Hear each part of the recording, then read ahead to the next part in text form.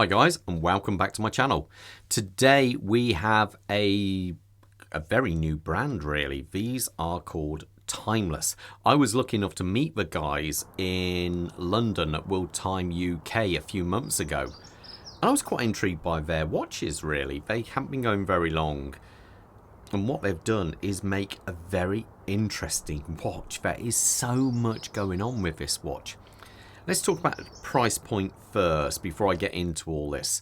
We're talking this watch delivered. It's a Swiss timepiece even, delivered to the UK is going to cost you around about £1,275. To put that into perspective, you're talking Zin 556 on a bracelet maybe, or a Seiko Diver. Now this watch definitely stands out. So it's for someone who likes a watch which is a little bit more left field, and it does look very, very cool. There's so many details here, as I say. You can see how they state they got their inspiration from the old-fashioned railway engines back in the day, and you can definitely appreciate it when you look a little bit closer at the centre there. But let's talk sizes first. We're talking 41.3 millimeters, a thickness of 13 millimeters. The lug-to-lug is 47.8, and the strap size on this is 22 millimeters. So the dial, where do you start? There is so much. There's a lot of things I like and a few things I'd possibly change. Stay to the end and I'll mention them. What we've got here is a beautiful pattern work going on the actual base dial there. It is so crisp and well executed. It really is incredibly well done. You know, sometimes when you zoom in on something, you can see little kind of marks or slight, variations to the pattern, but this is absolutely beautiful. It really is an incredibly well done job there. Then we have these hands. The hands are a flat style with the cutout there, again with the kind of railway engine kind of centres going on. And now we have this amazing centre work on here. I've not seen this done on any watch really, so this is quite an interesting thing. And in theory, what they've done is, I'm not going to say it's simple in any way, stretch or form, but it's kind of taking a standard movement and just modifying a little bit just to give it that bit more kind of, pop to it, make it look a little bit more unusual. And what we have here, this is the hour wheel. And normally it would be a solid piece, but what they've actually done is cut it through there, and it looks superb. When you wind the crown, you can actually see it rotating round. Normally, this would be held in place with a little brass washer to give it a little bit of pressure from the dial to stay in place. So what they've had to do here, because there isn't that, they've built this bridge going across. And again, like the straight lines you see on the old-fashioned railway, where the wheels go and the piston follows that around. So it's kind of nice what they've done. And then they've even gone to the thing of adding the kind of little torque screws on there. It looks superb, really different. Even little things like the second hand, we have this domed second hand, so you don't see the pinion coming through.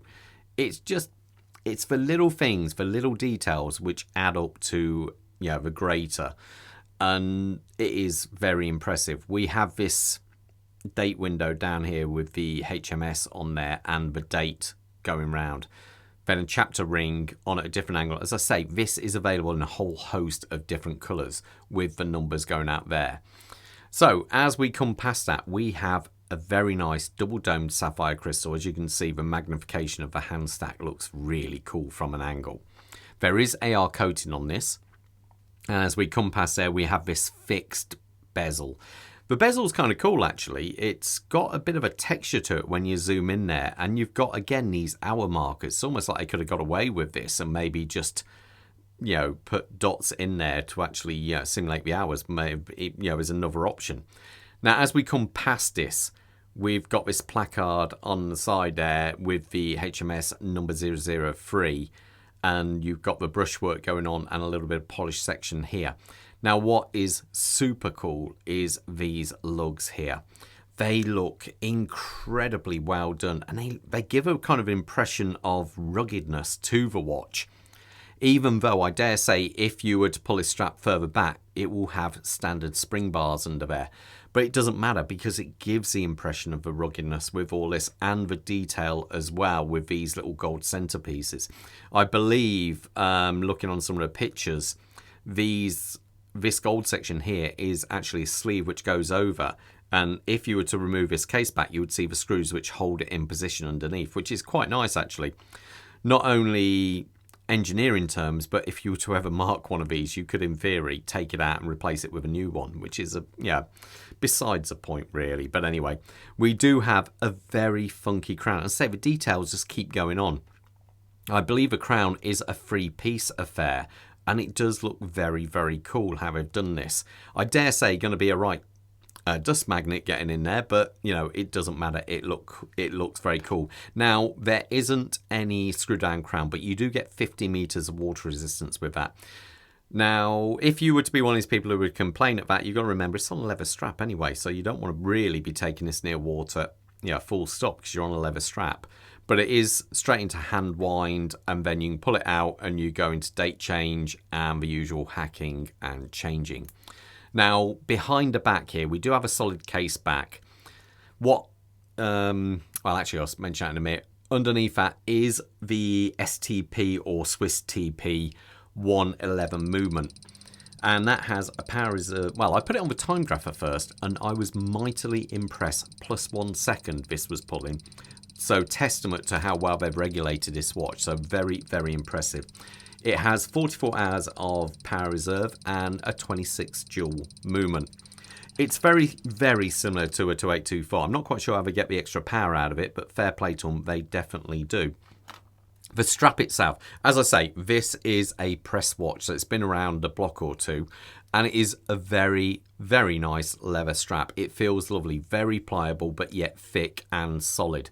The actual clasp on this is a fold-over butterfly, and it suits this leather strap down to the ground.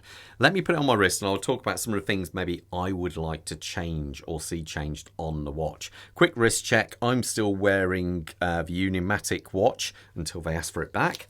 And Bob has got on the Seiko Presage, which I reviewed a week or so ago, which is very, very nice. I should say this also comes in a lovely little kind of pouch holder here, which is very nicely done. My wrist size is 7¼ inches, and it just sits beautifully. I say maybe not my favourite one of the whole collection. I would prefer some of the darker coloured or even the full white. I think look really good. They do only make a low number of these. I think there's only 40 per model. Now, little things perhaps I would like to change. I'd like to see maybe a little bit kind of more definition on the hands maybe. I think they need something. I'm not sure what it is, but it just, the flat could maybe do with changing a little bit. And then you have the chapter ring around here. It looks good, it really does, but you have all this detail going on, and it would be nice, I think, either if you made a sandwich dial, so you could have the cutouts going here to give it more depth, or you go the other way and you apply hour markers on there to again give it a little bit more depth, so you either go one way or the other. But overall it's good, I do like it. The date window down here, I'd possibly remove that and keep with this beautiful pattern work here. I know they've got a little cutout here. It is very cool, but it does remind me of a pool ball kind of thing.